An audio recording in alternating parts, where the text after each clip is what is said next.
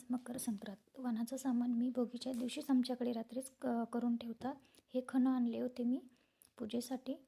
आमच्याकडे भोगीच्या दिवशी रात्रीच वाण करून ठेवतात, कारण दुसऱ्या दिवशी वाण कापू देत नाही. पेरू वगैरे हे कापायला जमत नाही, म्हणून आम्ही आदल्या दिवशीच रात्री करून ठेवतो. सकाळचं सगळं आवरून पूजा वगैरे केली, धूप दीप केला, देवाची पूजा झाली.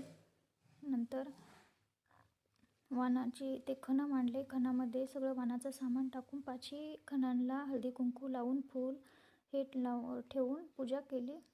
पाट मांडून त्यावर कपडा ठेवला, ते खणं ठेवले आणि पूजा केली.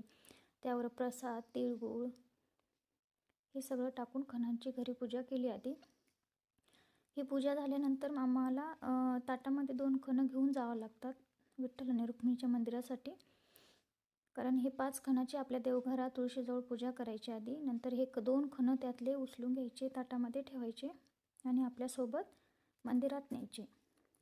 अशा प्रकारे मी 2 खणं आणि 1 ती पंती सोबत घेतली आहे. अशा प्रकारे ताट केलं आहे मंदिरात जाण्यासाठी, आणि नंतर ते राहिलेले खणं हे असे झाकून ठेवायचे असतात,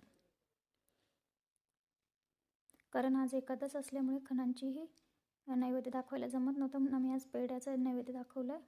हे बघा, अशा प्रकारे मी रेडी झाले होते. कशी वाटले नक्की सांगा, सबस्क्राईब करा.